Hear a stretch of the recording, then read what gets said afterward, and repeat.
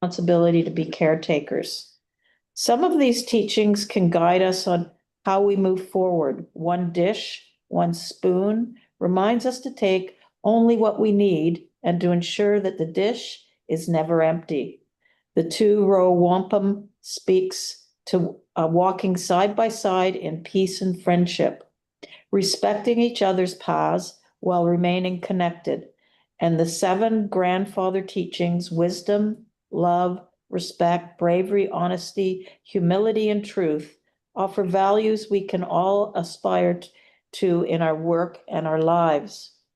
For me, this day is all about hope.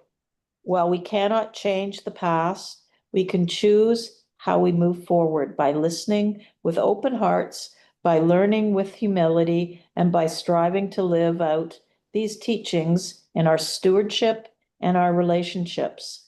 As a board and as individuals, may we honor this day not only with our words, but with our actions, ensuring that we contribute to a more respectful and hopeful future for all. Thank you.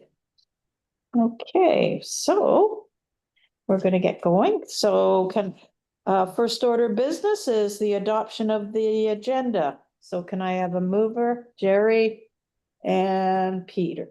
All in favor? Carried. Great. Any declarations of pecuniary interest? None seen. Okay, and we have a motion to approve the minutes of number 6, which is July this year. Jerry, Tracy, all in favor? Carried. Any business arising from those minutes? None seen. No deputations. Okay, so we're on to 6.1, Ontario Low Water Response Program presentation by Nathan, Watershed Resources Technician, Rajewski. Everyone. Welcome. Yeah, thank you. It's good to see you all again. Had this rain. Oh yeah, definitely. I know last night and then earlier in the week. Yes, it's good. So hopefully this clicker works. Let's just test this. Yeah.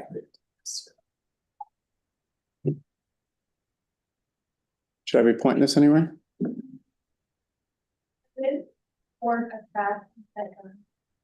I'm sorry? I'm talking, sorry. Oh. We're trying to, we're going. Do you want to get the keyboard? Yeah.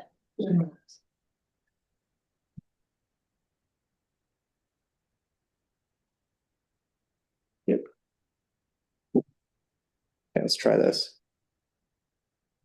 Nope.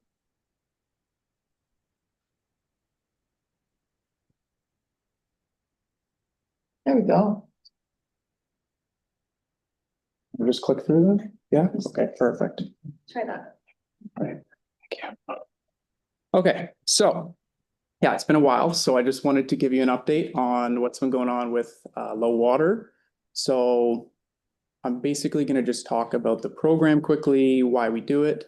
Then I'll get into sort of recent data and sort of our decision making and statements we've been putting out. But it is going to encompass a pretty larger time frame. So basically most of the summer, since we didn't have a board meeting last month. And yeah, so to start, as per the Conservation Authorities Act, we are required to support drought and low water forecasting and warning, maintain hydrological data and stream flow data, monitor forecasts, analyze drought risks, communicate these risks, and provide recommendations and responses accordingly. We follow this framework as named in the legislation, where we serve as the link between various groups and the information shared to the public. So the program was originally created to help the province stay prepared during periods of low water and drought. Its main goal is to support and coordinate local efforts when water levels drop significantly. So rather than serving as an emergency or disaster relief plan, the Ontario Low Water Response Program focuses on managing the impacts of drought through both short-term actions and longer-term strategies. and ultimately builds on existing laws, regulations, and partnerships between the provincial government and local authorities to ensure an organized and effective response. So for the program, drought is defined by weather and flow conditions characterized by one or more of the following points. So to have below normal precipitation for an extended amount of time, 3 months minimum, stream flow at or below the minimum required discharge in order to sustain aquatic life, low water levels or dry wells, and socioeconomic effects that are caused by low water conditions. So the program uses a risk-based level system that outlines a series of voluntary water use reductions at level 1, 2, and 3. Each level has various changes in targets and actions to consider, which are ultimately determined based on our core condition indicators, which I'll talk about in a moment. Level 1 is, I guess, the first indicator of any water supply problems. So reduced flows in streams and rivers, lack of precipitation, and the beginning of impacted groundwater levels. Voluntary reductions of 10% is recommended to residents at a level 1, as it's sort of the start to reducing public water usage on water supplies. Level 2 is an indicator of a more serious problem. So further reduced flows, more lack of precipitation, and further impacts on groundwater.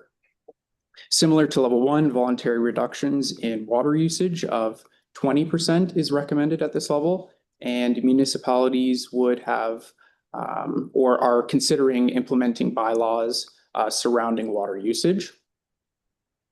Good point to add as well is that these levels are not like indicating any state of emergency, as that's not our role in this program.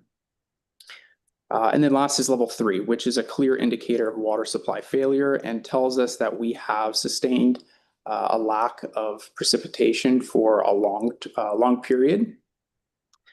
Streams can be heavily impacted, the landscape's dry, and the groundwater impacts are seen on both municipal and private wells. Voluntary reduction in water usage is increased to 30% at this point, and any bylaws outlined by municipalities are further enforced. So, in order to determine conditions within our watershed, we are required to monitor various parameters that are directly associated with conditions on the ground. The two indicators we monitor are precipitation and stream flow. Precipitation is monitored in a single-month time frame as well as a 3-month time frame, whereas stream flow is monitored in a single-month time frame.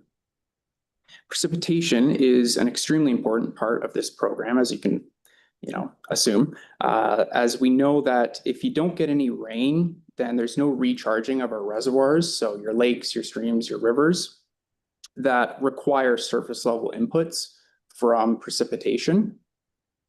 And without this rainfall, your water levels will drop. Now we base our conditions on a 3-month precipitation total, which we then compare to historical 3-month totals for that given time frame, which allows us to sort of see if we're above or below that average. This 3-month calculation serves as our primary driver for determining drought conditions, as it's more of a representative parameter to water levels on the ground. But that's not to say that stream flow is not as important, as stream flow is more of a validator for us, and it's very important to validate your data. Because if our data is indicating a lack of precipitation, we are going to see a corresponding effect on our water levels and flows specifically. So, and I'll kind of talk about that correlation later in the presentation. So as for our water response team, so when conditions warrant a low water declaration, CAs take the lead and call together a local water response team. to discuss conditions and help curate an action plan in respect to the conditions. Water response teams include provincial, municipal, and conservation authority staff, as well as representatives from local interests and users. Team membership does vary, but representation from the following sectors should be considered. So your agricultural sector, rural private industry, business and recreation, resource management, First Nations, as well as both municipal and provincial government. As for the process of the program, we are constantly recording data for precipitation, water levels, flows, as found in our flood forecasting and warning program, which works beautifully alongside our Ontario low water program. Because we have access to this data, we are easily able to identify when we are approaching low water conditions, allowing us to respond accordingly. Once drought conditions are identified, we begin the process of initiating this water response team and host meetings with these members to discuss our conditions and actions to implement. If conditions continue to deteriorate, then we will repeat this process, discuss next steps and actions, and sort of go from there. So now for some data, I guess. So entering into this summer, we had a consistent precipitation totals above historical averages, as seen on the left for May. So we were at 145% of our historical average, so 45% above that. However, through our continuous monitoring, we did identify that June specifically produced well below average totals for precipitation at only 30% of that historical average. The trend continued into July, where the totals only equated for 47% of the historical average. These 2-month totals sort of put up red flags for us because we knew that our 3-month total would be greatly impacted by 2 of the 3 months having very low precipitation. We did, however, thankfully receive some well-needed rain in August, and we are continuing to get more in September, which is great. But I will talk more about, I guess, recent September data shortly here. So I just wanted to quickly show this on a graph, just to help visualize it for you guys. So on the left in the light blue is the average watershed total for May this year, which was 129 millimeters, with the historical data beside it on the left in dark blue. So we were above our historical average. Then you get into June, which dropped significantly to only 27.22 millimeters of rain, which only equated to 30% of that historical average. And then kind of similar in July, it was well below at only 47% of that historical average. And then you get into August, where we get a bit more rain, and September, which I included there. It's not a full month's total because we're not done the month, but it does kind of give you an idea of how far away we are from that historical average. So we're about a little under 40% below that average. So kind of going back to what I talked about earlier, when talking about decision-making for the program, our 3-month average is our primary driver for declaring conditions, as it represents, a long-term impact rather than the short term. So we applied those single-month totals to our 3-month watershed average that gets compared to those historical values, which from April to June was at 97%. So in the normal. However, as we saw the decline beginning, our May to July totals only equated to 72% of the historical average. This calculation falls under a level 1 condition, and I'll go into specifics surrounding that shortly. We then adopted a sort of rolling 3-month average because we were seeing that precipitation was really lacking, and we wanted to be able to identify any changes that were happening rapidly. We noticed a further decrease in totals as significant precipitation events that occurred in May were now outside of our 3-month window. So it was dropping. And it dropped to 53% from June to August. So that's a level 2 condition.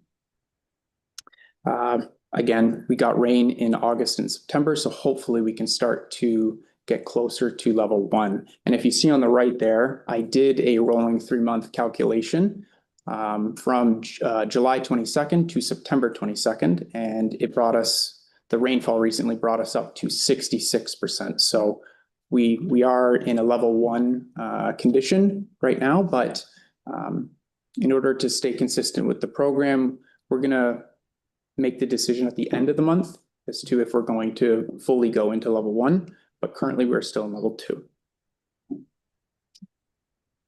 So as for stream flow, our second indicator in the program, we saw that correlation between precipitation and stream flow take effect as rainfall decreased. For your understanding, on the left of each of these graphs is discharge, which is essentially representing the volume of water flowing through the stream over a given amount of time, with the respective dates below it. Out of the 4 streams we monitor, 3 of them were impacted below normal conditions, which include Pigeon River, Burnt River, and Mariposa Brook. In the top right is Blackstock Creek, which is a groundwater-fed stream, which maintained a normal discharge during this time. Its historical summer minimum monthly flow, I know it's a lot of words, but its minimum flow, the lowest point at which it wants to get to is 0.04 meters cubed per second, and it maintained an average of around 0.05 meters cubed per second. So it was very close to dipping below normal, but it did maintain that. In the top left is Pigeon River, which saw a drop in flows near the end of July and recently reached its lowest flows of this year in September. Just below that is Burnt River, which had quite a significant drop also near the end of July and almost reached historic lows. So you'll see that bottom left, that big dip in the middle. And that happened sort of near the end of August. And then to the right of that is Mariposa Brook, which was our most impacted stream. In mid-June, Mariposa Brook, its flow started to be impacted by the lack of precipitation, as the stream is primarily influenced by surface runoff from precipitation. It's not necessarily, it does have groundwater inputs, but it's primarily sourced through surface runoff. Within a span of approximately 2 weeks, it went from normal flows to below level 1, then below level 2, and below level 3. By the end of July and going into August, the stream had reached historical lows, with multiple days experiencing a discharge of 0. So essentially the stream was not flowing at all. Since then, as seen on the graph, it has maintained this extremely low discharge trend with some spikes due to various precipitation events that occurred. When streams undergo these conditions like this, oxygen levels drop due to lack of moving water, habitat is lost as water levels drop, and aquatic life becomes more stressed. Now it will bounce back once conditions normalize. However, it's not good for a stream that is normally flowing to stop flowing for a long period of time. And then also, while on the topic, during periods of low water and drought, residents who have personal wells will begin to start experiencing this lack of water, along with any municipal wells, with some wells going dry. And we sort of had the same experience here. Our shop well has gone dry. So when looking at all this data, our indicators and the conditions on the ground, we are able to start making decisions. And going back to May to July, so that second point there, the calculation of 72% falls under a level 1 condition, drought condition.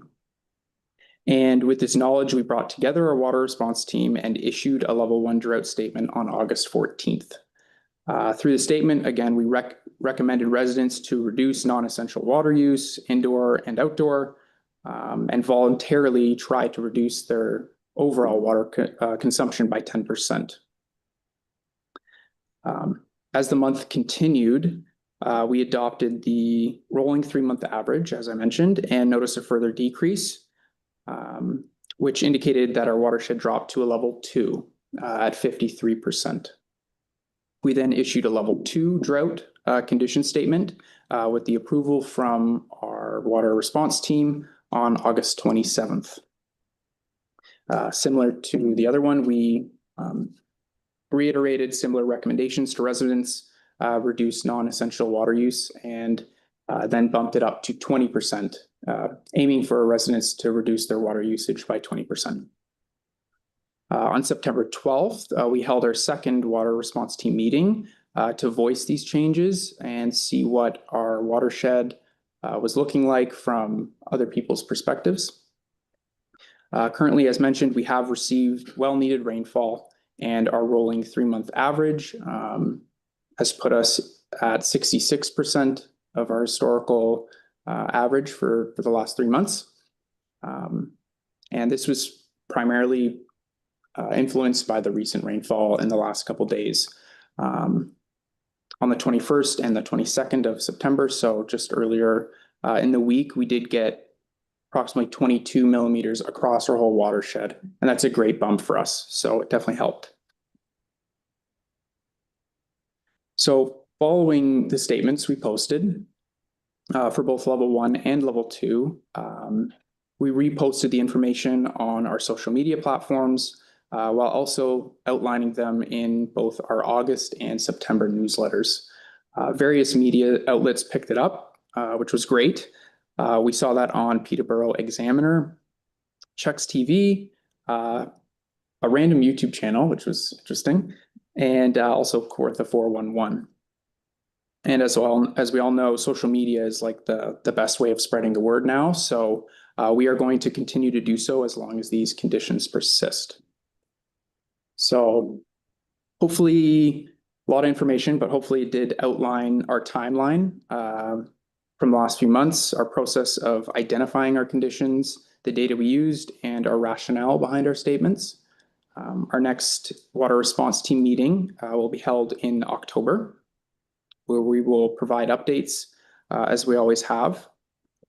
We're also preparing for a potential level 3. Now, for me personally, I don't think we're going to get there, but it's good to be prepared. And we were actually able to gather permit to take water information, which is very useful in the event of a level 3. And we had a map made that you can see there with all the people in our watershed that have those permits.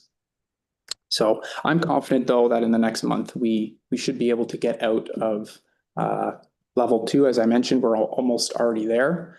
And if not, we're prepared for whatever's to come. So that's about it. Thank you to my staff for helping, as always. And yeah, any questions? Jerry? To the chair, your historical data, is that a set number of years in the past that this year's will become historical data, or what are you collecting? Yeah, good question through you, Chair. So those historical values are actually, I don't personally determine them. They actually get provided to us by the Surface Water Monitoring Center. And I have inquired as to, well, what years does this actually encompass? And I haven't really gotten a concise answer, to be honest. Now, the standard is 10 years, from what I understand. Yeah. Is this kind of reminiscent of last summer? It's Definitely. Same thing, right? Yeah. Now, I was going to ask you, the groundwater level, have we got any way of actually being fairly accurate on it? Because we had more snow than usual. Yep. Which is typical up and down. And it was a slow melt, so it soaked into the ground break. There was very little runoff. Yep. And we had a wet spring for weeks. So the groundwater, it should have been fairly high in most areas. Do we monitor that at all from year to year to year? Yeah, so through your chair, we do monitor groundwater levels through our provincial groundwater monitoring network. I wish I did have data to back up everything that we're looking at. We do have sort of a routine a routine number of days that we go out to download that data. It's just sadly, it's just not something that I processed in during all this. Now, we did know that groundwaters were lower just from calls from members of the, the public. I did get some, more municipal side information on that. But going into, for me personally, again, I'm very new to all this, but for next year, I am going to be implementing that as another core piece that I talk about. So in the event that this happens next year, you'll see some groundwater data as well. One last point was, you Yep. mentioned about crucial, the outflow of streams. And then the one was at zero for a short period of The time. Mariposa Brook, yep. Yes, so Yep. that zero is it over a set period of time that becomes not suitable for aquatic life, or a short duration is not an issue overall, it bounces back like this? Yeah, through you, Chair. So I would say, for me personally, I don't have an exact answer. That might be something for Brett, who's our aquatic biologist, to sort of see, okay, if a stream stops, how long is it going to take before aquatic life actually starts to get impacted? Is that kind of your question? Yeah. So yeah, I don't have an exact answer for you, but I could inquire about it because that is interesting. Yeah. Okay, Kriya? Thank you, for you. Thanks for that very interesting presentation. So when the stream flow is really low, and it was interesting to hear that there's an actual measurement, I think you said 0.04 cubic. Correct. Yep. It's cubic meters, so it's a volume. So kind of like your mug, it holds a volume of water, right? So basically, discharge is looking at how much volume, how much water is actually passing through in a volume. Yeah. So we had a situation, this is on the Beaver River, so it's other watershed over there. Yep. Where constituents were concerned when they saw municipal trucks collecting water to water the gravel roads. And they noticed that the aquatic life, the plant life was turning brown, and they were using that point in the river because it was an easy place for them to fill up. And so is it possible that there would have been better places along the river where it might have been better to take water? I think we were at a level 1 situation. This was late August. Or would it, I guess many people felt that it would have been more prudent not to take any water at that point because it did seem shockingly low. And yet the practice is with their permit to take the water to water the roads. But, there's a discussion beginning about sort of best practices around that. So I just wondered would it have mattered if they took it at a different point in the river where the flow might have been better, or is it just going to have a detrimental effect altogether to remove the water at that point? Yeah, through you, Chair. So I would say it's probably in general better to just not take it at that point because, there's already impacts on the stream from the lack of water. But it gets kind of tricky when you get into people who are taking water and permits. Because if you start to, and this is just from experience with talking with other CAs, when they start to issue, restrictions on permit to take water users, often it's a couple people at a time, and then others start questioning like, well, how come we're being restricted, but they're not, right?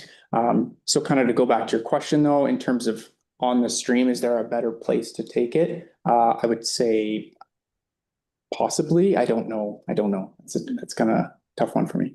If we continue having these, really dry summers, does it make sense for municipalities to continue removing water from these streams that are having a really low flow rate, lack of precipitation? Would it make any sense to even take water from our municipal wells? Through you, Chair. I would say from just hearing what you said, it would probably come down to, what is it the municipality using it for? Is it for gravel roads? for gravel roads? Yeah, That's the okay. question. That's a tough one. I don't know, to be honest. I would probably be it's outside of my realm. I wouldn't know. If it's something that's very mandatory or it's extremely beneficial, then I would say yes. But if it's something that's Watering your lawn. Yeah, like not something super important, then yeah, then the question starts to come in, okay, do we actually need to pull this water? Madam Chair, I think just to elaborate a little bit more, so said it is you get into competing uses and priorities, right? Which are pretty difficult to manage. So you know, a possible outcome I can see of trying to take water from a stream in those scenarios is reduce the dust, right? So it's a suppression mechanism, which ultimately leads to probably people not having their cars dirty, which then also leads to less car washes. You know, so there's a whole chain of events that can occur, and of course that would end up using more water as well in the end. So it's certainly a difficult one to kind of phase out for that particular type of application. And that's where it starts getting into social kind of pressures, I guess you can say, on that end. I don't know if there's I mean, clean car, I guess, is always nice. I see my neighbors really like a clean car. But I think that's where the awareness comes in, is hold off when you're in periods of low water is probably the best thing, and that's where the education message really comes into play. So I think ultimately, I think Nathan's right. It's a difficult issue to try and work around and try and achieve the different pressures that might be out there. I mean, I guess I would like conservation authorities to sort of weigh in on it more going forward, other conservation authorities as well, because it connects to our best practices and our minimum maintenance standards and so on, and our, you know, how we manage our roads. So I think municipalities are waiting to hear from the conservation authorities, like when not to take water. Like we're at a point now where this is a level 1 should maybe mean don't remove water during level 1 periods and anything below it. I think they're looking, at least from my experience at Brock Township, we're looking for guidance on this, because certainly the staff just know that they have a permit, that they can take it, that this is what we do, we suppress the dust, but I think they're looking for more leadership on it. That's a good point. I will keep that in mind, possibly. And that through you, Madam Chair, is exactly where the water response teams come into play. Is having municipalities on those committees brings the information right back to municipalities to look for any reductions. So usually by the time we issue something like a low water level, municipalities have already acted on the municipal drinking water side of things, doing the alternate watering days and things of that nature. Yeah. I mean, specifically with watering roads, but yes, water out of the rivers for the road. That's where I'd like to see resolution. And through you, Madam Chair, I think that's an excellent opportunity too, for especially trying to achieve things like the 20% reduction, even the 10%, right? So ultimately, really low water is not really good for the aquatic environment. So yeah, you're going to want to do it. And so it is the balancing act, I guess, in terms of social pressures, and the ecology is probably a lower priority as a result of some of the things that we're used to trying to manage. I have a question. Data from previous years, like historical data. Do we have access to that? I was talking to a farmer who's farmed for many years, and I asked him, I said, was this the worst year in all your years of farming, drought-wise? And he said, yes. So I'm just interested in also having data, if we have access to it from, I don't know where, on that. Yeah, so through Madam Chair, it's a great point, because it's one of the things I've been wanting to implement. So yes, we have all the data. And if someone comes to us and requests it, I can definitely get it to them. But what I think would be would be better, is if it was something that they could access on their own. Yeah. Right? So going to our website and To seeing like a dashboard, and we have dashboards created, and there are ways you can get the data from that, but just something that's a little more easier for the public to use. Yeah. Like that farmer, for example, if he's thinking, oh, I want to just compare this kind of quickly to a previous year. Well, ideally, what I'd like to implement is a way that they can go and view that very quickly on our Yes, website, and great. that's something I'm gonna be working on, Good so, stuff. yeah, Okay, thank you. Tracy. Thank you through your lots of chair. And Eric. questions. Thank you through your chair. Maybe, and another thing too is how sometimes data can mirror itself, right?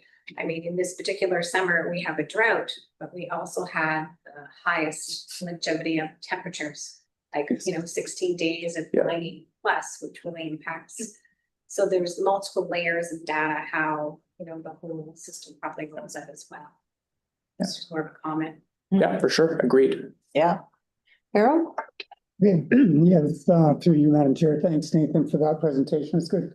I was just wondering, listening to that, when we get into these different levels of drought, for a better word to call them, is there any work done? Is there any yardsticks there of what we need for recovery? Like, say, when we enter a level 1, we need 8 inches of rain to get back to normal. When we enter a level 2, how much do we need to recover? Are there too many variables to calculate that, or is there no advantage to it? Yep, through you, Chair. Yes, we can do that. And in fact, I have done that in the past. Essentially, if we're at, let's say, what's an example, 60% of our historical average, well, I can very quickly correlate how much rainfall we're going to need to get us back up to the normal, let's say. The problem that comes in is if you start doing that calculation on a rolling basis, which personally I like, you start to, it's kind of confusing, but you start to lose days at the start of that 3-month period. Does that make sense? So as the days keep going on, you lose certain rainfall events. So one day I could say, oh, we need 20 mils of rain. But then the next day it could be, well, now we actually need 26 mils of rain.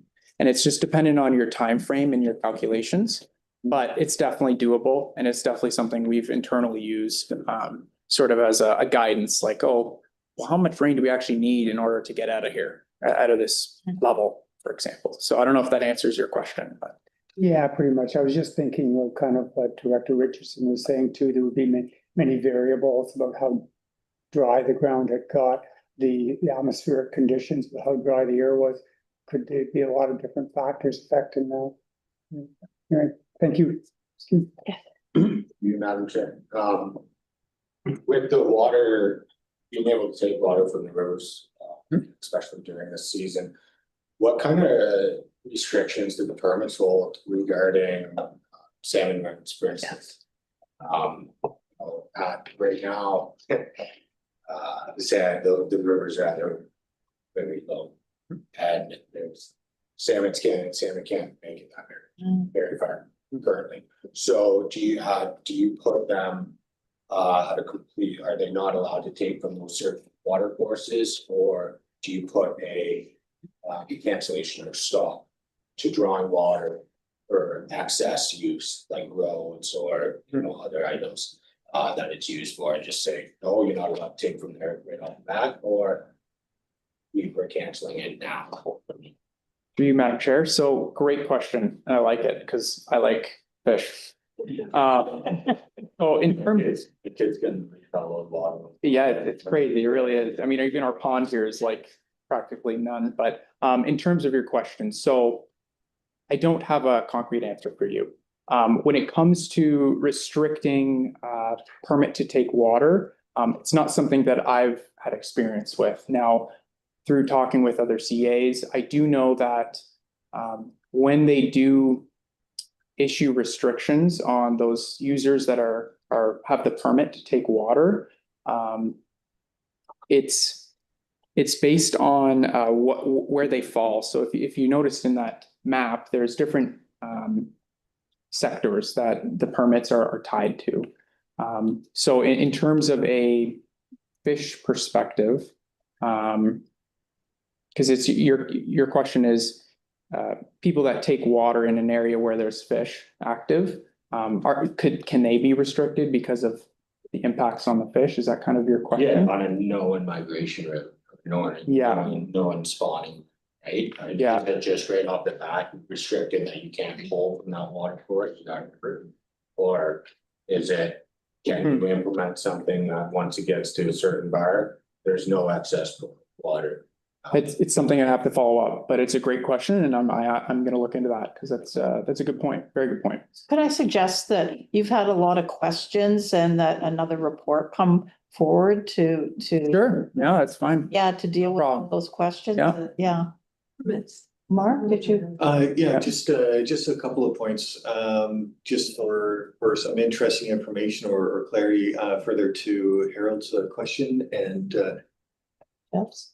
Jeff's, yeah, the directors, is that, maybe I'll deal with this salmon, spawning one first, is, we don't have any salmon in our watershed. So we don't know all the ins and outs, of how that's managed. We have some brook trout, in our jurisdiction, but that's about it. So it's, as Nate was mentioning, it's a little hard for us to comment on that front, so, but happy to do a report and provide some information that we find out through that process. And then further to Vice Chair Wright's question about predictive abilities. There was a very interesting presentation at Conservation Ontario Council that dealt with things other than precipitation. So precipitation, the forecast is variable at best, I think as everyone knows. But then when you tie it into flows, you incorporate a whole bunch of other variables, like you're mentioning, how warm is it? What's the antecedent soil moisture? Like, is it wet or dry? What's the vegetation types? A whole host of things. And there was a very interesting presentation that looked extremely accurate, that predicted stream flows. And so one of the things that they're looking at is we're able to match historic data sets with other data sets very, very accurately. And so what are the predictive capabilities now moving forward to predict flows at different thresholds? So that's something that I think was pretty exciting. And like I say, it's something that is developed by a whole bunch of research scientists and physics professionals. So they've got a lot of expertise in the product that they've created. And we have to learn a little bit more about it because I think it has tremendous potential. Right. Okay. Jerry. You're the chair. So in the real world, somebody's firsthand experience in any condition would be totally different than somebody like 5 miles away, just because of the patterns and whatever, right? So I know. there's a lot involved in this, and I get a little bit Yes. off kilter with some of the predictions, whatever, right? So I'm just saying that there are areas that had normal flows or normal water Definitely. precipitation, right? It's not like the whole world. Nope, that's a very good point. Definitely, yes. So, Okay, can we have a motion to receive Matt's presentation? Peter and Harold, all in favor? Carried. Great. Thank you. Really yeah, interesting. I appreciate it. Okay, you guys have a good one. Look forward to further. Sounds good. information. Got it. Okay, so we're moving on to 7.1, permits issued by designated staff, July and August, page 17 to 23. Christie. And well done, Christie. No, well done, team. Yeah. It takes a village to Yeah. get these permits out the door, and I couldn't be prouder of this group of individuals and the way that they have come together and gelled and really, taken up the mantle to make sure that we get these permits and we meet our timelines. As you can see from the report, we've had 2 months in a row of 100% getting the permits out the door on time, getting them reviewed on time. But even more impressive than that is the amount of time that we're spending on our permits. So we have these guidelines of if it's a streamlined or if it's a standard permit, this is the number of days that you have to review it. And we're way below what our calc timelines are. So it's taking us on average, maybe about 9 days to get a permit out the door. Once it's been deemed complete, whereas we have up to 21 days in most cases to get those permits out. So That's really given the team an opportunity to reflect on some of the other things to help improve our business, you know, things like policy review and improving our IMS system, our information management system, so that we can access historic files. I couldn't be prouder of this group of people. Yeah. It's Well, it's really great. It makes my job really easy to come to the board and say, yeah, everything's great. Well, you're a good leader. There you go. Thank you. Yeah. Okay, so do we have any questions, Christy, Kriya? Thanks very much through you. Yeah, that was really impressive to see those numbers for sure. I just have one question about the permits themselves. I feel like I noticed a lot of people are using rocks and river rock and larger stones for erosion control. And I just wondered if there's also a focus on softscaping, you know, with plants and so on. And are we just seeing these types of permits because that's what you need a permit for? Whereas when people are softscaping or erosion, they wouldn't necessarily need a permit. So you won't see that. I just noticed that seems to be the predominant way that people are dealing with erosion rather than soft-based. Yeah, so through you, Madam Chair. Yes and no. So depending on what it is they're doing from a softscaping standpoint on a shoreline, if they're exposing soil that could potentially erode, then they do need to get a permit. If they're just planting a shrub, probably not. But if they're redoing an entire shoreline, they would still need to get a permit to ensure that we have proper sedimentation and erosion control measures in place to ensure that soil doesn't end up in a water body. What I can tell you is that, yes, people are using the stone a lot because it provides immediate support to the soils. But as part of the review process and as part of our conditions, we always recommend that plantings in behind those areas are really important because they provide the longer term soil stability, so that because the rocks will, you know, start to erode over time. And so by having, you know, some of those larger woody plants and whatnot on your shoreline, it's going to help to hold those soils over longer terms. So it's a combination of the two, but it's the rocks that are happening right at the shoreline that certainly has an impact. Okay, thank you. You're welcome. Okay, any other questions of Christy? Okay, so can we have a motion that the following section 28 permits issued by staff be received? Permits 135 to 186 of 2025 and permits revised 2025-048, 2025-121 and 2025-137. Jerry and Tracy, all in favor? Carried. Great. Okay. So we're on to 7.2, ice storm damage and outcomes. Melissa Creasy, Alexander. Thank you, and through you, Chair. I'm happy to provide an update regarding the March 28th ice storm and the outcomes for our conservation land staff. At this point, we have been able to successfully reopen all of our conservation areas with the exception of one trail here at Ken Reed Conservation Area. The Orange Trail, formerly known as the Point Loop Trail, still remains closed at this time and needs to be assessed further for rebuilding at this point. It would be the hardest hit trail, I would say, during the ice storm, simply from the perspective of much of it was lost during the damage. Our team was able to complete most of the recovery efforts on our own. I am happy to report that. We did work long, hard days here with Rockwood Arborist Company at Ken Reed.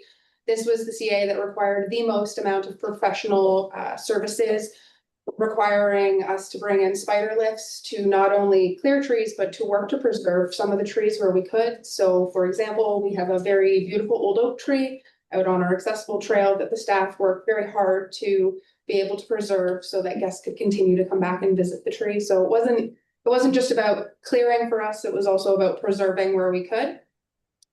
That being said, there have been some pretty substantial impacts to not only staff time, but to our budget after the ice storm recovery. So as you can see, we have an estimated 741 staff hours that have gone into the ice storm recovery up till this point. Of those hours, 323 of them were contributed during the first 2 weeks from staff that were outside of the CA Lands Department. So we're very thankful to all of the resources from the rest of the organization that were able to contribute. Without those services and their assistance, we wouldn't be as far along as what we are right now. As I mentioned, Rockwood was another huge aid for us. Without the assistance of those arborists, many of the trails here at Ken Reed would also still be closed. And we also had to bring in arborists just to assist with the damages at Fleetwood, not due to the extensiveness of them, but simply due to our staff resources being maxed out, trying to maintain and open up our other conservation areas.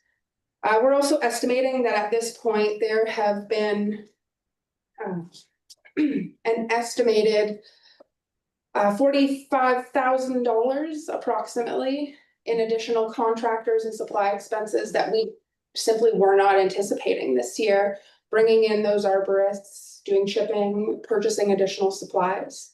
And we've also estimated that the staff time that we have put in approximately came out to a roughly $40,000 additional expense that we weren't anticipating putting into the conservation lands this year. That being said, we are currently working on a grant and putting a proposal together for ice storm recovery funds for not-for-profit business. And we hope that we will be able to gain some traction with that to recover some of the expenses that we've put forward in managing our conservation areas.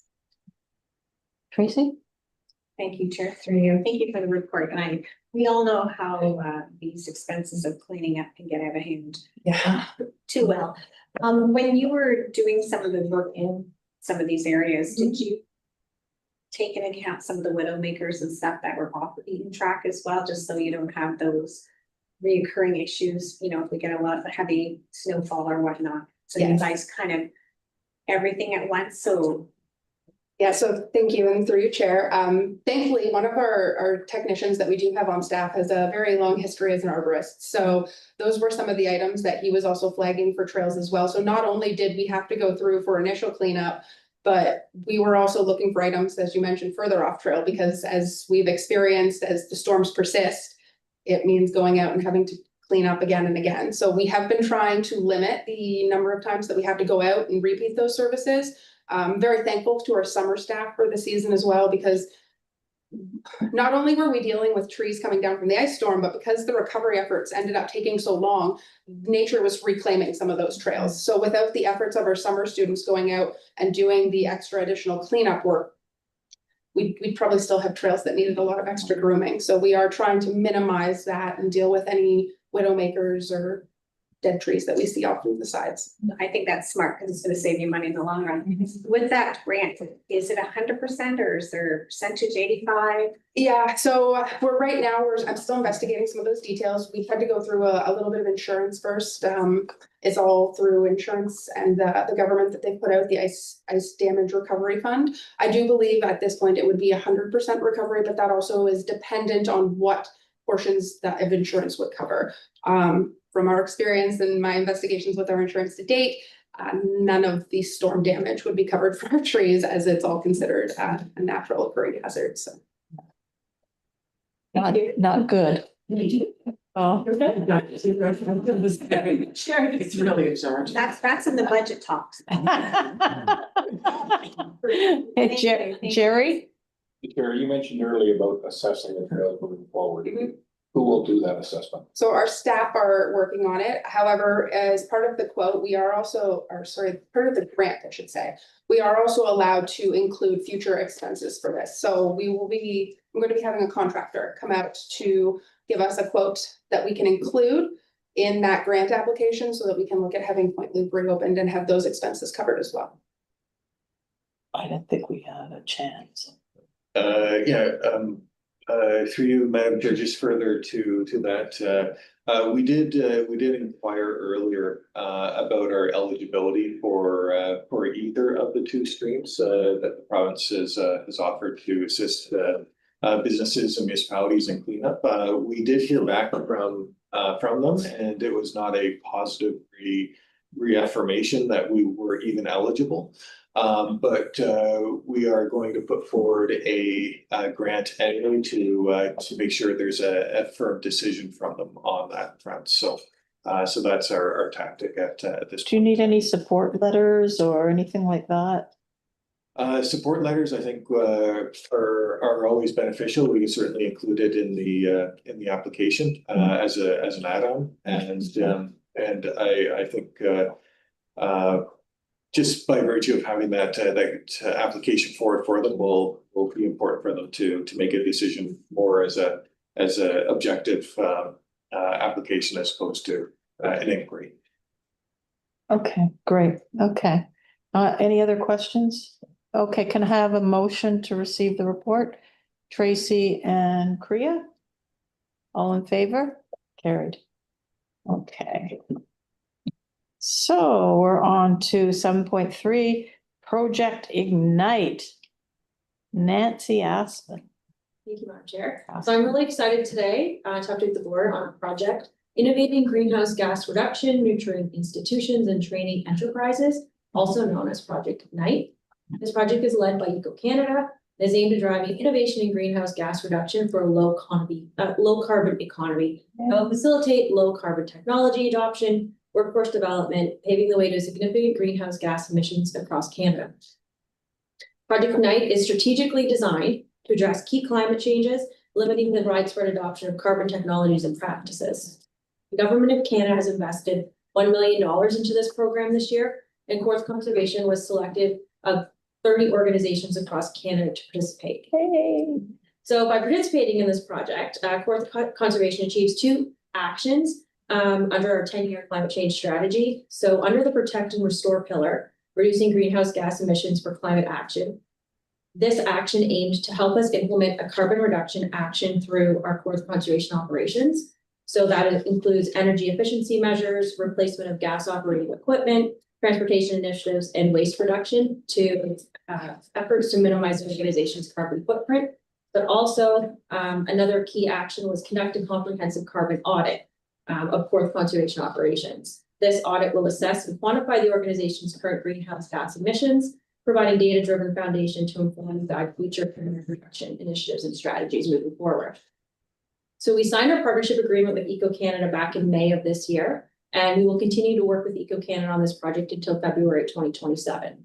Key milestones for this project will include site visit and capacity building, which was completed this past August with a team that has been put together internally. Data collection, which we are ongoing right now to provide back to Eco Canada. Greenhouse gas counting, decarbonization strategies, and implementations. Majority of the work will be undertaken by Eco Canada staff, Kawartha Conservation contributing only in the phase 2 portion of it, which is the data collection phase. This project advances our 10-year strategy implementation activities sooner than we anticipated. One being conducting a carbon audit, which was scheduled in the implementation that was passed in July of 2024, year 3 of our climate change implementation action plan. And this will offer substantial cost savings to the organization in the amount of approximately $30,000.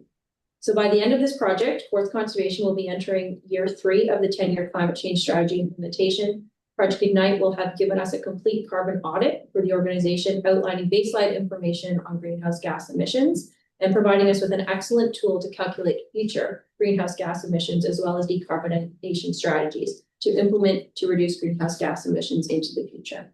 So it's really exciting news for us. Yes. We're excited to work with Eco Canada on this initiative. Great, great news. Any questions of Nancy? Thank you for applying, that's great. Okay, can I have a motion to receive? Okay, Kriya and. Oh, Mark, hello.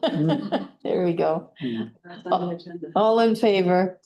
Okay, all right. So, Wanda Steven. She's back. She's back. I always love to see Wanda. Try not to. Okay, thank you, Madam Chair. I'll be providing for you a June 30th financial statement, which is still just before the heaviest part of the field season, where most of the activities takes place and most of the expenses occur, as well as revenues are recognized in accordance with the grants and stuff like that that are associated with the field work that they do or the projects that they're doing. So we do have a little bit of pressure on revenue with a project being canceled at the beginning of our fiscal period. And then we are anticipating that we can recover some of those things through reduced expenses and align with other projects. So the grants are recognized, so it'll appear in this financial statement that the grants are low or the revenues are low, but they are recognized as we earn them. So as the grant program says, these are the aspects of which you have to complete, and as those things are completed within our program, then we recognize the revenues. So I'm happy to answer any question. It is a light statement, but the September 30th statement, which will show a lot more activity, a lot more revenues and expenditures, will happen at the October 25th. Okay, thanks, Wanda. Any questions of Wanda? None seen. Thank you. Oh, Madam Chair, just to identify one piece that we were seeing, which isn't actually in these statements, you can't really see it pop out, but we are tracking some numbers regarding revenues on permits and planning. yes. And we are noticing as we roll through a couple other months and trying to figure out how we are doing on that front. We are seeing that we're not having the same number of applications come in. So you see the numbers are a little bit low on the planning and permitting, but we expect that trend to continue throughout the year. And as a result, we'll be looking at a projected loss on the revenue side for those. So the September statement would definitely give a better indication of how we're performing at that time with a few more months in there. Yeah. But that is something that we're actively tracking and a little bit concerned about as well. So. Do you have a question? No, maybe a comment through you, Chair, is, I mean, that's everywhere. Yeah. Development activity is Oh, an slow down. right now. We're gonna see that trend, like I said, for the next couple of years, so.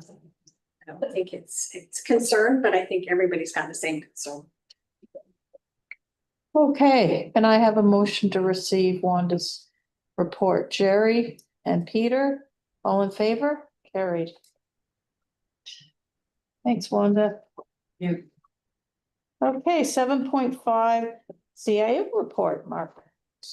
Thank you, Madam Chair, and I'd also like to just say thank you to Wanda. As you know, at the last meeting, she said this was her last. You can't leave. You'll see there is an HR update and you don't see that Wanda is retiring on there. However, but she will be re-retiring. And you will see that we have hired a director of corporate services, so we'll be excited to introduce you to her at the next board meeting, which would be great. We did as well hire a backfill for Danielle's position as well. So we have a stewardship technician on to do a lot of work that Danielle was doing on all the projects. A lot of those projects actually happened in the fall. So it's exciting to have Julia on, and then we do have one of our stewardship technicians as well had a great opportunity to further their career. So we'll be seeing Will Chappell will be moving on from organization. He is not leaving the Conservation Authority family either, though. So we will actually see him at Conservation Ontario. And joined a position there to manage projects for them. So he'll actually be involved with different work that we do on a regular basis. In terms of some of the other aspects, you see there's a number of updates on the report. Just highlight a couple of things. The budget is pretty big for us right now. We are actively working on trying to refine the 2026 budget, trying to meet the guidelines. It is looking pretty hard to meet the guidelines. I was at City Council as well. Just actually the same day that the agenda was going out. So you don't see it on there on the CRO report, but we're trying to crunch the numbers. We continually get some refinements to those numbers. We are seeing that just in terms of some of your base costs, to run a business, like OMERS, EI, CPP, insurance, some of the software requirements that we had. We had two suppliers of licenses, Microsoft and Adobe actually removed their not-for-profit discounts as well, which has an impact on what we do, health benefits. All of that adds up to $63,000 pressure. Most of those are in the high single digit to double digit range. So most of them are in the 8 to almost 12% range. So that's a definite pressure at 2.5%. That's a $45,000 increase. So that's hard. We already mentioned some of the planning revenue and permitting revenue concerns that we have. We haven't even added any of the staffing pressures to the list, like implementing last year of the PECR, the increase in salary adjustments based on comparative market results. So this will be the last year of that and COLA. So there's a number of pressures that we have, and like I say, I think it'll be hard to meet that 2.5 right now. So what we're doing is we're trying to figure out any way that we can squeeze the budget to do that. But it is a bit of a tough task at this point. So anyways, that is something that our finance team is working hard on. There are a number of other updates, as you'll see in there. Certainly fantastic work that Christy and her team is doing on the planning and permits front. So very, very notable. It's great to be back at 100% for months where we're meeting calc standards and actually ahead of those guidelines, which is really where we want to be. Probably the lower numbers on permits is helping us achieve that a little bit, but that just, as Christy said, gives us a lot of opportunities to actually improve our base so that we're able to access information much more quickly as we improve our IMS and the information that is in behind it. In terms of source water protection, the plan amendments went through, approved by the province. So that has a number of things that have to be implemented as we look out into future years to implement those policies. A lot of it is communication, outreach, but there are some changes to risk management plans that will be required as well. So we've started some work on that, and then a number of systems are actually upgrading as well. And there's a whole source protection process to update on that front.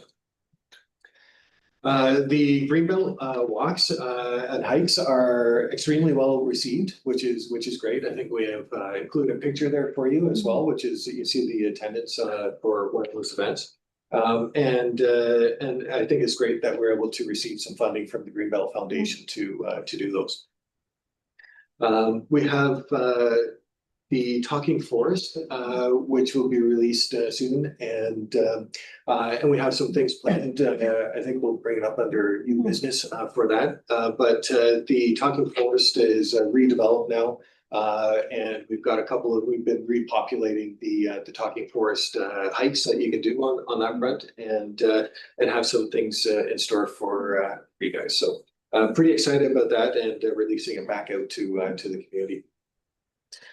East Cross Forest, there's a ton of work going on at the moment. So Melissa somehow has still a full head of hair, which is amazing because I think there's a ton of work going on right now for a lot of planting events and achieving some of those eco corridor type works that we're doing, and so doing a fantastic job getting all that coordinated.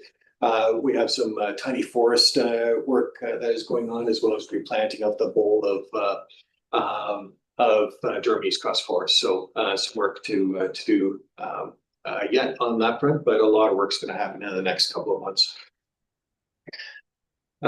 We have lake health monitoring as well. There's a lot of activity that the Nancy's crew has been doing on that front, as well as monitoring in general. You'll see there's a sample dashboard that we've included that has the most recent information as well on that. So that is kind of our trend as we move forward, is trying to make sure that we have some of our monitoring data out and open to everyone to consume, and at the same time, not just have the raw numbers, but some interpretation behind it so that the numbers make sense. And any ways that we can improve that, I think you guys had some really good feedback on the low water program. And that kind of feedback is really important to making sure that we have meaningful data that's out there, and that's really what we want to do. And the last thing I wanted to mention was just on the last page, which was that the science that we're doing is credible and reliable. We work with academia as well to further some of our information, but it's great having a consistent data set that can be relied upon. And Lake Scugog is, I would say, one of the few areas of the province that actually has a consistent data set, and that's enabling us to work with academia closely and actually pull out better information that can support decision making, which you saw summarized in terms of what the article, which has a very interesting name that probably needs a bit of interpretation as well. But that is the title of the article that makes sense for the science folks that would be reading that paper. But we've translated the results in more plain person language to make some sense of it. So that is a summary of my CRO report, Madam Chair. Okay, thanks, Mark. Any questions of Mark? Priya? Yes, thanks, and through you. Sorry, it's the August 19th, 2025, the precipitation totals. Was that part of your, or is that the next? Yes, Yeah, yes. it's a great graphic. It's really powerful just to see, the lower water in the north. And how often do we create graphics like this? Well, that's a very good question. What I can Really cool to look at. What I can tell you is that this was shared amongst the Conservation Area Authority network as well as a good example of what to do for demonstrating the science that we're getting. And that is certainly something that I promote is let's make our data meaningful and make sense and visual. In terms of how often we do that, I'll maybe turn that question over to Nancy because she deals with all the science and she'll be able to tell you a little bit more. Thank you. Through you, Madam Chair. We actually just released another one with the recent rain event that we did. So we try to get impactful events and show it in our maps that we can through our Instagram or social media. Anything interesting, we talk to John and make it work. So is the newest one, is it just like this, except a different date? Yes. And I would see that on Instagram or? Yes. John, where did you post that one? I think it was all through our social media. Yeah, I've seen it. Yes, I don't know. 21st. For you, Madam Chair, that's the fifth one we've done. We do it for major rain events. So we'll find, for example, that Blackstock, for example, may get a ton of rain where we've never had any here. So it's a great visual. We work with Corey downstairs and our GIS folks who did a great job putting that map together, and then we're able to share that information on the discrepancy from across the watershed perspective. So it's just during those major rain events. The last one we did was the 21st and the 23rd, so Sunday through Tuesday. So it would have been published yesterday or Tuesday morning, and it would have been shared. We tailored the message depending on the platform: Instagram, Facebook, Twitter, LinkedIn, and Instagram. So depending on which platform, you'll get a slightly different context about how we do it or why we did it or what the relevance to it. Well, thank you. And I don't know why, but for some reason on Instagram and Facebook, Worth of Conservation just doesn't come flying to me. I have not been looking at it. I guess other stuff in the way, but we'll see. I get all the Facebook stuff. Thanks. Thanks very much. Okay, any other questions? Can I have a motion to receive Mark's report? Jerry, Priya? All in favor? Carried. Okay, correspondence 7.6. Page 86 to 88. Yep, thank you, Madam Chair. One piece of correspondence was received, and it was regarding the province's amendments to a regulation on water taking transfer through Nate's presentation earlier. You saw that we were able to display the permit to take water, and that's what some of the amendments were for. Yeah. Conservation Ontario did comment on the on the amendments proposed. Essentially, it amounted to notification, supporting the framework that was proposed by the province, but also suggesting that notification is always important in order to enable things like low drought scenarios, having the information so that we're able to do any necessary communications that might be needed and for other watershed management type purposes. Okay, any questions? Okay, can I have a motion to receive the correspondence, please? How about Harold? Yes, certainly can. And Mark, how about you? There we go. All in favor, carried. Okay. So we're on to 8.1, action items, plan review and regulation policy. Christie. Thank you, Madam Chair. As one of those business improvement things that I talked about earlier, the team is looking at making our review policy, our planning and permitting review policy, and giving it a bit of an update. So as I sort of outlined in the board report, since this was last updated, there's been a number of different changes. Obviously, most recently and most impactful is the change to OREG 4124. Which changes some of the language, especially around things like natural heritage versus natural hazards. And so our policy, our board policy, board approved policy, how we interpret our regulations is the language is out of date from a legislative point of view. And so it needs to be brought up to date. But I think that this really provides us with a really unique opportunity to maybe take a look at the entire process and do a full review of the policy, involving some of our community members, having some opportunity for community input, stakeholder input, as well as perhaps board input, to ensure that, you know, this document is really ultimately, this document really helps to guide the way we interpret things, right? And it helps the community, whether it's the municipality, whether it's the development community, or whether it's just a private landowner that wants to put an addition on their home. It helps them to understand how to get approvals for the work that they want to do and how to guide their application process. So I think it's a really important document. Certainly our own team uses it on a regular basis to try and understand, you know, what permits they can push through and what permits need to come to the board. So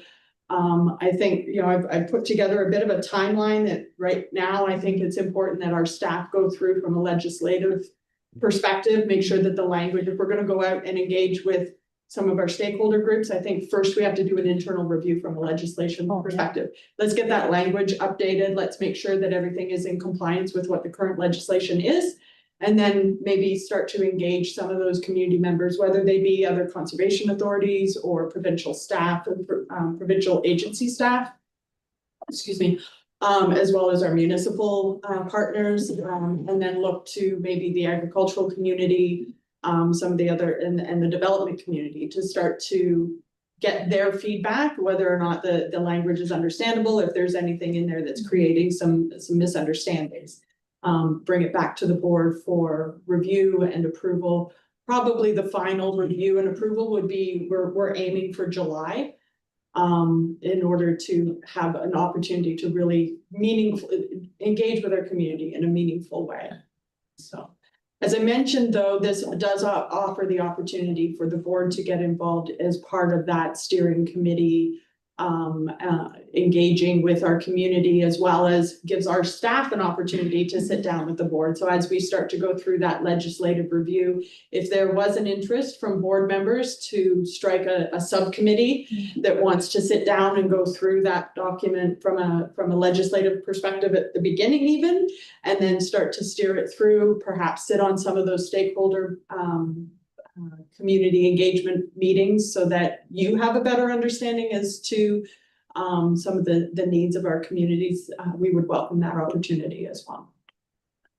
And it starts in October, so gives us a little bit of breathing room if we would. I'd be very interested. So you would do a call out to the specific groups, and you've got the Yeah, so I think the staff is looking at sort of October, November, December, starting to do that legislative review. At the same time, starting to reach out to some of those community stakeholder groups to start to gel a group of individuals or 3 groups of individuals that would be willing to take a look at it, and starting with that engagement into 2026. So first get that first piece done from a legislation. I think it's a great idea. You get buy-in from your community. It's Yeah. very good idea. Jerry? Through the chair, so is that potentially here at this facility or at different functions around the communities, or what's the? That's a really good point. Through you, Madam Chair, I think it perhaps gives us an opportunity to travel around and take a bit of a roadshow if that works for other, for some of the stakeholder groups. And also we could always do it, through Zoom or whatever, if we felt that was necessary in order to get engagement. So. Do it hybrid or whatever, maybe, Absolutely. so. Yeah. Oh. Okay, any other comments or questions? Okay, so we have a motion, resolve that the proposal to update the plan review and regulation policies to conform with legislative changes and plan for community consultation be adopted. And if you wish, or maybe I'll just get a motion on that first of all. So can I get a motion on the first part?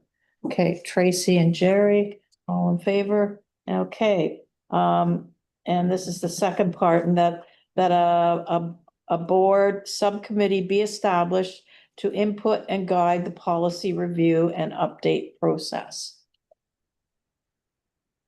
Tracy? Kriya? Any comments? All in favor? Carried, great. Well, that's exciting. I'm interested. Yeah, well done. Okay. So we're on to 8.2, procurement, commercial generator. Wanda. Thank you, Madam Chair. This board report is before you because our purchasing policy requires that purchases exceeding $50,000 are approved by the board before the CAO executes the purchase.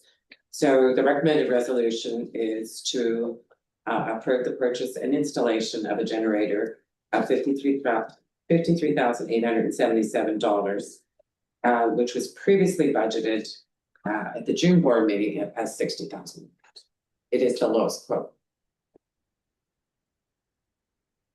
Okay.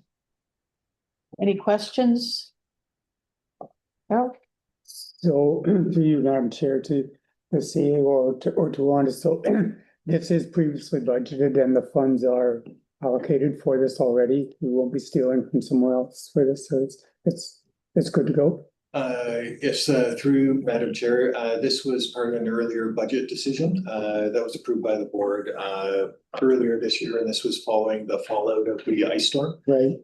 And in doing so, we recognize that having backup power would be a really good thing. So that was approved through the assets reserve, and this is now implementing that to occur. I have an ability for $50,000, and this is Just above just it. over. Okay, so that's good. Okay. Jerry? Through the chair, so is this generator multi-fuel? Through you, Madam Chair, I thought I knew everything about this. Gotcha. No, it's not I don't believe that it is multi-fuel. I believe that it is propane, that's where the tanks are out there, that's its location. So the submarine tanks or whatever the big tank. It's just sometimes can't always count on that. Different conditions cause different shortages. And multi-fuels is a nice option, but that's fine. Through you, Madam Chair, I'm not sure if I don't know, they increased the price significantly. Yes, Certainly, but Oh, thank you. yes, it is. So we tried to stay in our budget. Okay, any other questions of Wanda? Okay, can I have a mover and a seconder? Peter and Kriya, all in favor? Carried. Okay. So we're on to 8.3, 2026 Board of Directors meeting schedule. Everybody fine with that?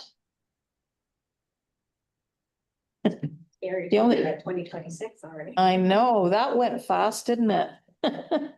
Okay, I can have a motion that the Board of Directors 2026 meeting schedule as discussed be adopted, please. Okay, Tracy and Jerry, all in favor? Carrie. Okay, Action in there too. yes, yes, there is. So we're on to 9 new business and in big yellow print here, Talking Forest walkthrough. So Yes. you can speak to that. Thank you, Madam Chair. So as requested at the last meeting, there is a request to showcase the Talking Forest. So this is something that we've got some preliminary kind of plans on, nothing set in stone at the moment. But we are looking at doing a launch of Talking Forest just before the next board meeting. have a So date? on the same day.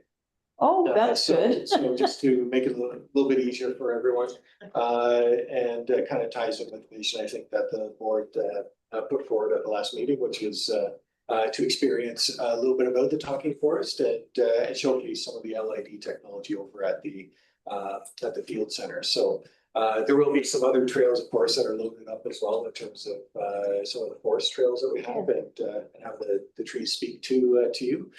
So there might be an opportunity for that as well. We were thinking that we would just check in with the board here and see what timing would work best for you. We were thinking that we would probably bring in lunch for you since we're kind of pitching on that time frame.